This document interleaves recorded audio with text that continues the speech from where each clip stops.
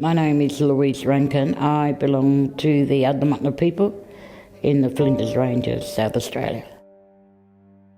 I think I've overcome through my resilience and my strength and my knowledge, and that's impacted on me a lot, you know. A lot of our people haven't got that.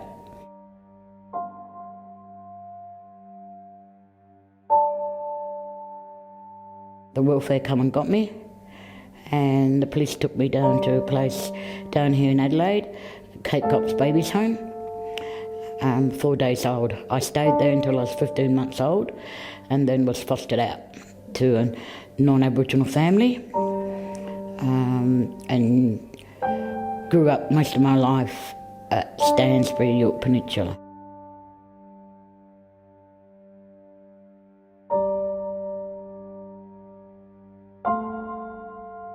A big part of my life is being taken away, you know. No such thing as about parenting. I've never had a mum to parent me or to tell me stuff, you know. My language,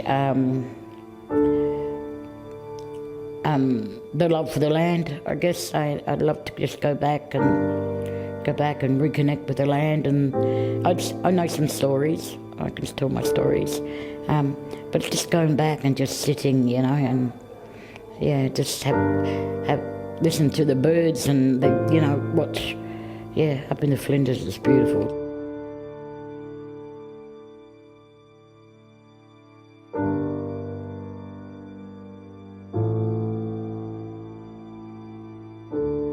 After I done my nursing at York Peninsula and at Yorktown Hospital, I was 18 years old. I went nursing.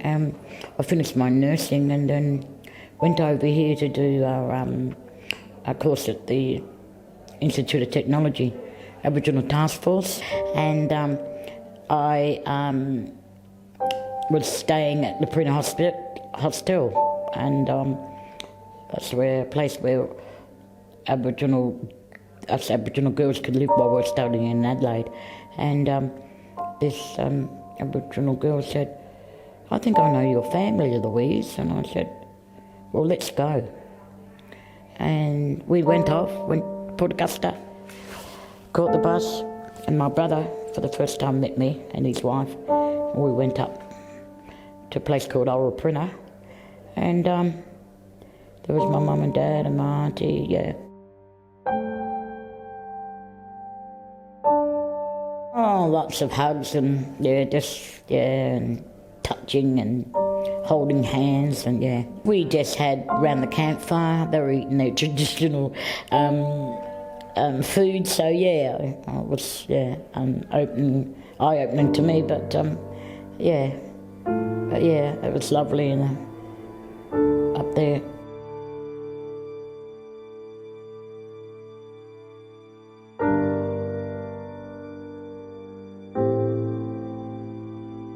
When a family falls down, it's hard to rebuild, you know. And but I talk about my culture to my grandkids all the time, you know.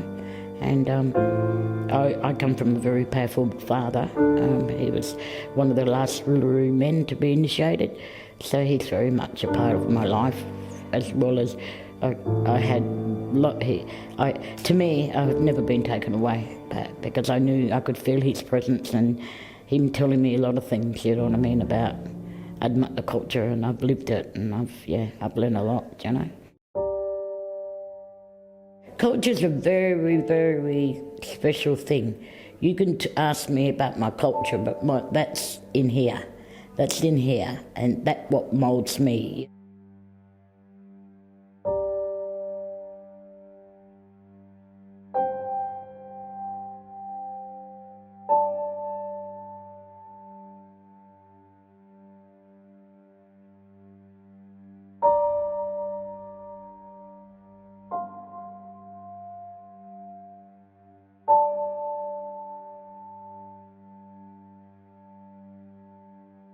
Our Aboriginal kids experiencing racism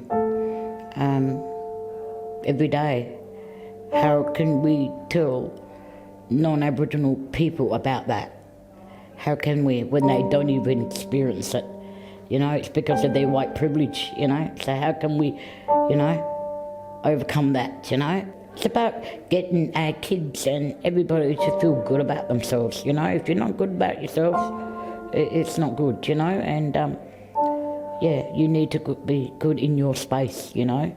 And you need to be good in your space. And you need to not let everybody else come into that space that's not good for you.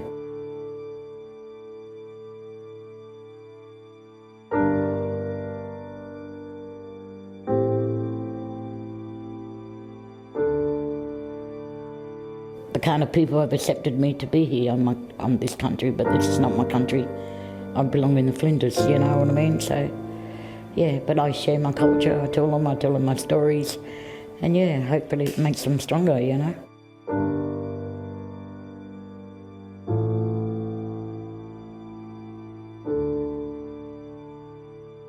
It's about telling the whole story of colonisation, what happened, the bad things that went on, you know, and it needs to be taught in schools, you know, to understand exactly what did happen. The government needs to get more instructions and more community involvement about things like that, and do what we know what we need. We know what we need, you know what I mean? Yeah, just have yarns and be up to having yarns, don't just sit there and just think, oh, here we go again, you know, but it's about us. It's what happened to us. This is what's happened through colonisation has transformed Aboriginal people today, you know.